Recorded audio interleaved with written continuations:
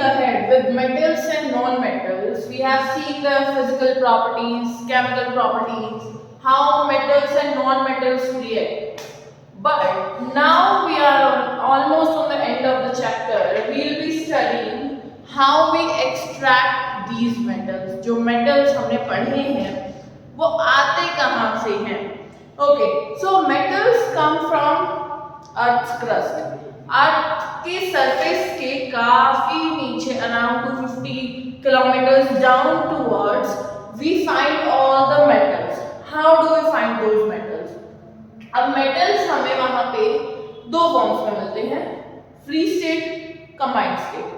कैसे डिसाइड होता है?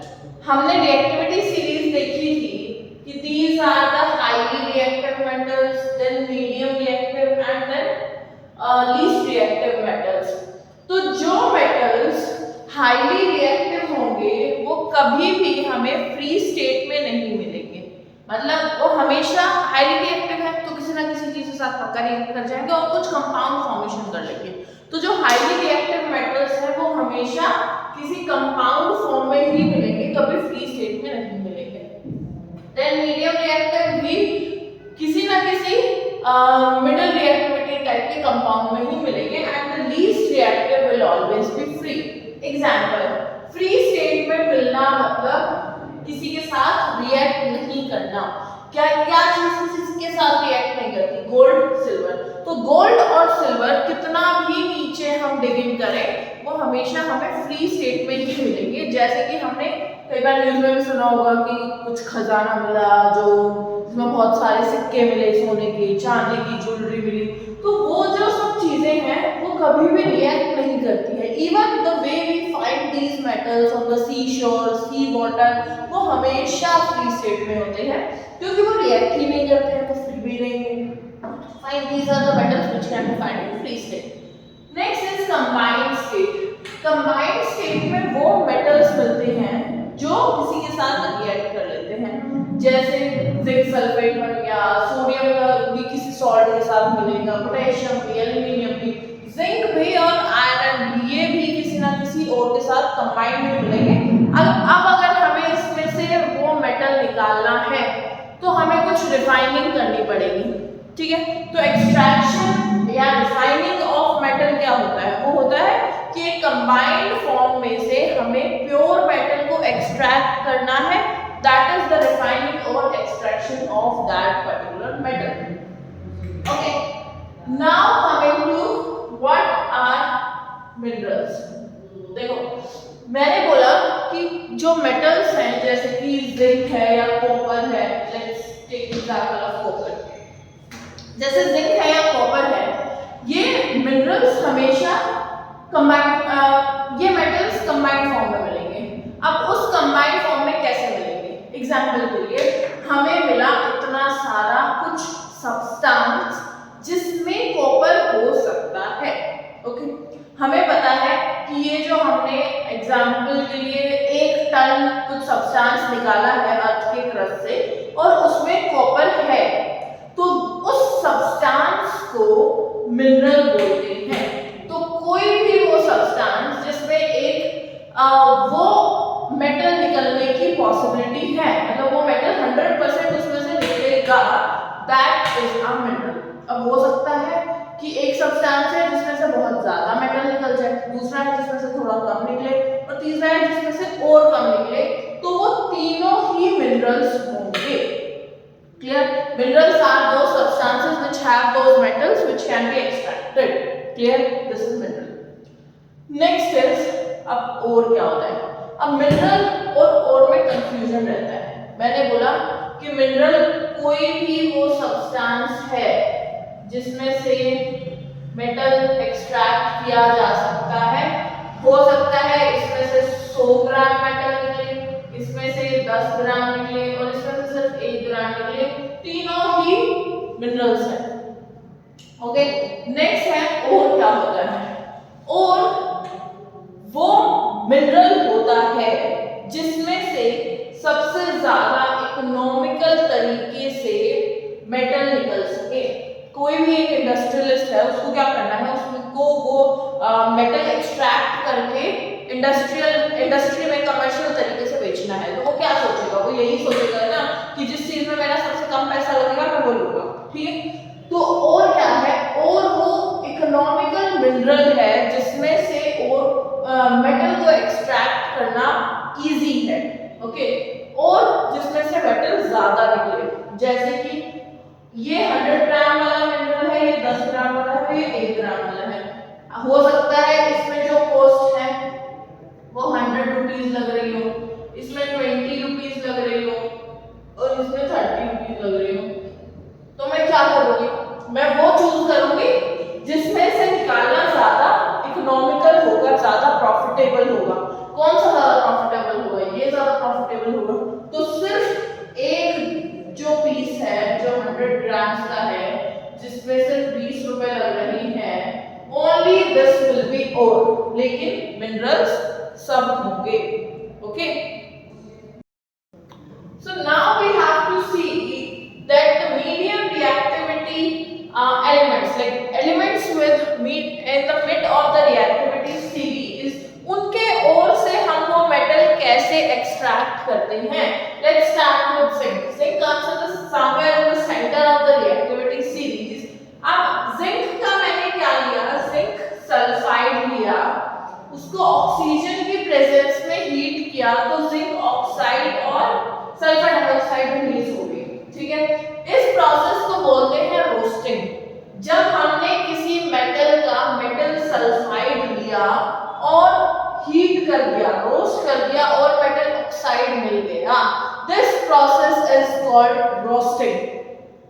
नेक्स्ट, अगर मैंने सल्फाइड की जगह कार्बोनेट लिया, ओके, ZnCO3, और फिर इसको हीट करके ऑक्साइड बना दिया, मेटल ऑक्साइड ZnO, और कार्बन डाइऑक्साइड रिलीज हो गई, इसको बोलते हैं कैल्सिनेशन। तो रोस्टिंग इज सल्फाइड को ऑक्साइड में चेंज करना, कैल्सिनेशन इज कार्बोनेट को ऑक्साइड में चेंज करना।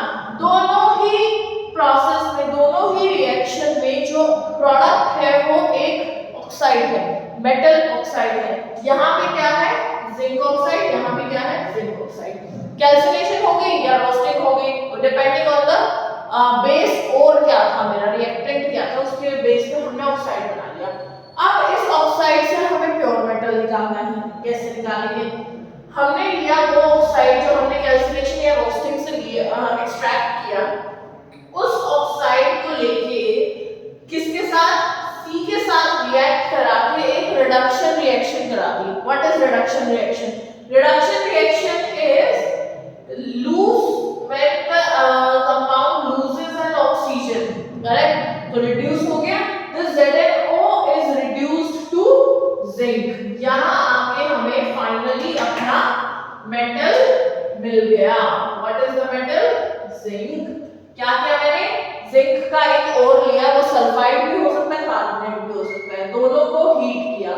जब सल्फाइड को हीट किया तो रोस्टिंग कहलाया, कार्बोनेट को हीट किया तो कैल्सिनेशन कहलाया, और दोनों का बाय प्रोडक्ट जो है, मेन प्रोडक्ट जो है वो ZnO ही निकला, मतलब ऑक्साइड निकला। अब ऑक्साइड को कैसे क्या किया मैंने, कार्बन के साथ कॉक, इसको कॉक बोलते हैं, इसके साथ रिड्यूस करा दिया जिंक में। This is my pure metal. That's how I extract the metal. We can replace the metal, we can use any other metal also, but the process will be same. Okay, same ways, this is manganese. Okay, ये manganese oxide है, मुझे इससे manganese extract करना है। कैसे करोगे, मैंने manganese oxide के साथ एक हायर रिएक्टिविटी वाला मेटल डाल दिया, एल्युमिनियम। ओके, एल्युमिनियम डाला तो एल्युमिनियम ने इस मैंगनीज के साथ डिस्प्लेसमेंट रिएक्शन कर दी और ऑक्सीजन को ले गया। ओके, ऑक्सीजन को ले गया और मैंगनीज अकेला रह गया। That's how I got manganese. और क्या मिला, Al2O3 और हीट। ये हीट इतनी ज्यादा थी कि यहाँ पे मुझे मैंगनीज मोल्टन फॉर्म में मिला। What do mean by molten form? Molten form in the sense हमें मिला ये लिक्विड फॉर्म में, ओके, पिघला हुआ मिला। सेम वेज अब यहाँ पे मैंने क्या किया, मेरे पास था Fe2O3, एल्युमिनियम आयरन से ज्यादा रिएक्टिव है। देखो एल्युमिनियम ऊपर है तो aluminium is more reactive than iron. इस एल्युमिनियम ने क्या किया, मैंने एल्युमिनियम पाउडर के साथ इस रिएक्शन को स्टार्ट कर दिया। इस एल्युमिनियम ने क्या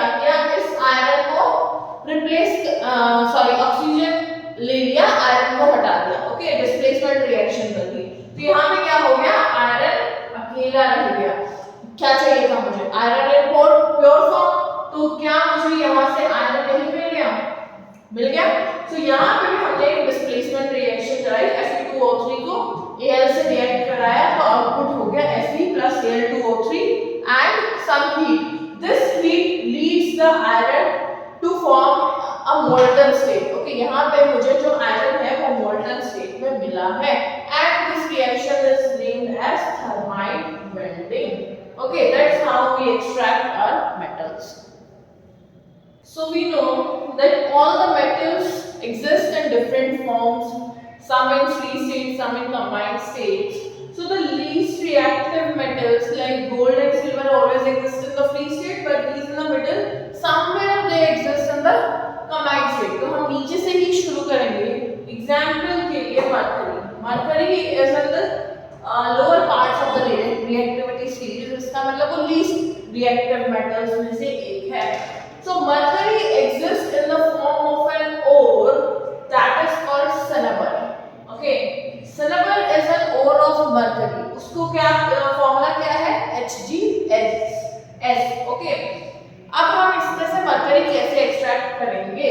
We will heat this mercury ore in the presence of oxygen और वो हमें क्या देगा? mercury oxide. अब इस mercury oxide और सल्फर डाइऑक्साइड हमें मिल जाएगी. इस mercury oxide को फिर से हम हीट करेंगे and we will finally get the pure metal mercury with oxygen. Okay, so ये तरीका है कि हम कैसे सिल्वर को mercury में कन्वर्ट करते हैं.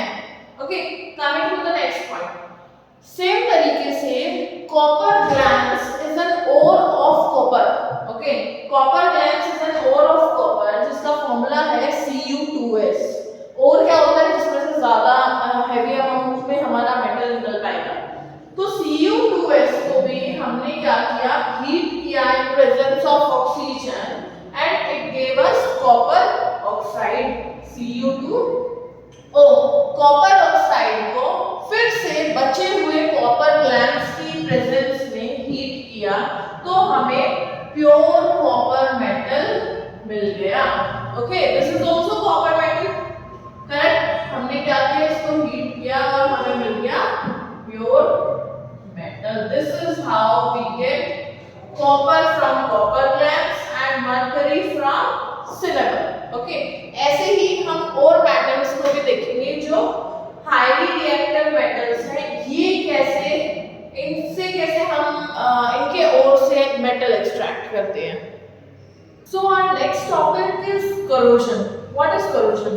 Corrosion is basically slow eating away of the metal by the atmospheric air and water reactions. Okay, मेरे जो एटमॉस्फेयर में मॉइस्चर है, एयर है, उससे मेरा मेटल रिएक्ट कर जाता है. How? We have already seen that metals reacting with oxygen. Okay, metals reacting with water. So that is basically corrosion. जब मेरा जो मेटल है वो हवा में प्रेजेंट मॉइस्चर और ऑक्सीजन से रिएक्ट करता है और अपने ऊपर एक लेयर फॉर्म कर लेता है, दैट इज corrosion. ओके, अब वो corrosion के स्पेशल केसेस आते हैं. Rusting of iron. जब ये corrosion मतलब जब ये eating away of metal is for iron तो उसको बोलते हैं rusting. corrosion of iron is called rusting. जब सिल्वर पे होता है तो सिल्वर को बोलते हैं टार्निशिंग. कि टार्निश हो गया है मेरा सिल्वर, मतलब मेरा जो चांदी है वो काली पड़ गई है. ग्रीन कोटिंग आ जाती है कॉपर पे. Okay, to clear this confusion I want to tell you again कि corrosion किसी भी मेटल का हो सकता है. जब जनरलाइज डेफिनेशन या जनरलाइज टर्म यूज करते हैं हम कहते हैं कि corrosion हुआ है मेटल का. बट जब ये corrosion हम आयरन के लिए स्पेसिफिकली बोलते हैं तो उसको रस्टिंग बोलते हैं. आयरन पे जो होता है वो रस्ट होता है. Rusting of iron. किसी और मेटल का रस्ट नहीं हो सकता है. This is a clear difference between corrosion and rusting.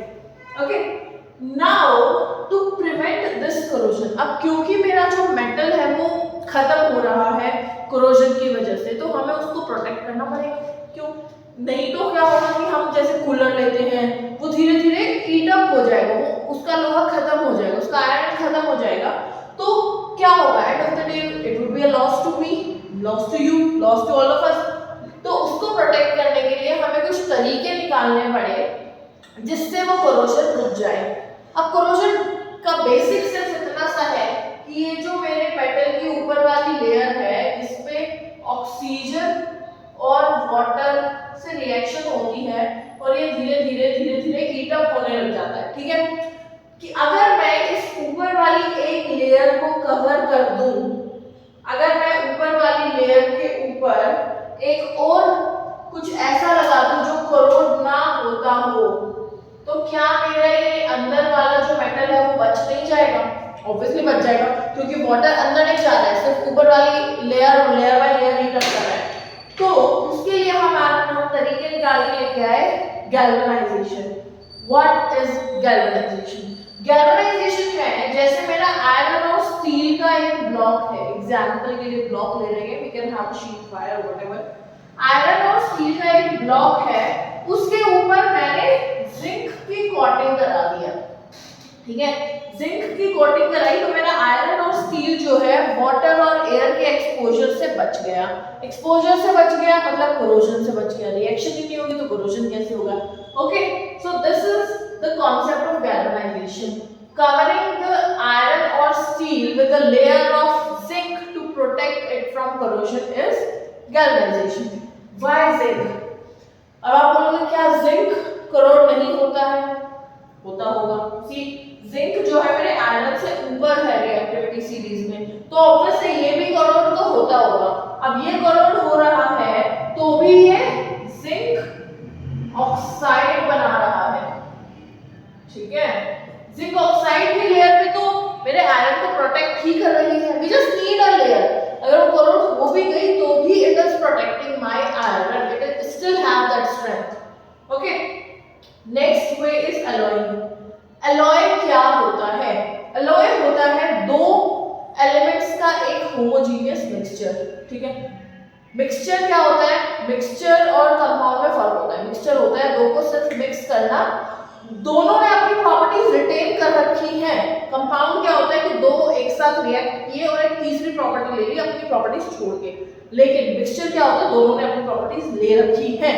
Example के लिए हमारा जो प्योर गोल्ड होता है वो 24 कैरेट्स का होता है। ठीक है, बट 24 कैरेट गोल्ड बहुत ज्यादा सॉफ्ट होता है, उससे ज्वेलरी नहीं बनाई जा सकती है, तो इसलिए हम उसको मिक्स करते हैं और मेटल्स के साथ, जैसे कि कॉपर और सिल्वर। अब 22 कैरेट, 18 कैरेट, 14 कैरेट हमने सुना है। 22 कैरेट का मतलब क्या है? 22 कैरेट का मतलब है कि with 22 parts of gold we are adding 2 parts of other elements, or we can say impurities, or we can say copper or silver। okay, ताकि वो एक strength gain कर ले। 22 parts of gold with 2 parts of other metal to give it the required strength। okay, इसको कहते हैं alloying, मतलब हमने mix कर दिया। सेम तरीके से brass is also an alloy of copper and zinc। okay, अब एक स्पेशल टर्म यूज होती है अमलगम। अमलगम क्या है? अमलगम कोई भी वो अलॉय है जिसमें मरकरी एक पार्ट है। That's the whole concept of amalgam. Amalgam is an alloy where mercury is a part of that mixture. Okay, next way of protecting corrosion is painting. Painting कैसे? कि हम अपना जो आयरन के जैसे हमारी रोड्स हैं, पिलर्स हैं या इवन कूलर्स हैं, तो हम उन कूलर्स को भी जो है पेंट करते हैं हर बार। पेंट क्यों करते हैं? ताकि मेरी उस आयरन के ऊपर एक लेयर बन जाए। किसकी? पेंट की। पेंट की कह लो या ऑयल की कह लो, आयरन के ऊपर एक लेयर बन गई है मेरे ऑयल की, जो उस आयरन को प्रोटेक्ट कर रहा है डायरेक्ट कांटेक्ट में आने से। जब तक वो एयर और मॉइस्चर के डायरेक्ट कांटेक्ट में नहीं आएगा, it won't be corroded. Okay, last is tin plating या chromium plating. This is a method of electroplating, जिससे हम क्या करते हैं, एक मेटल के ऊपर दूसरा मेटल कोट कर देते हैं to protect it from corrosion. That's all from my side for metals and non metals. Okay, if you have any other questions please comment it down. Thank you.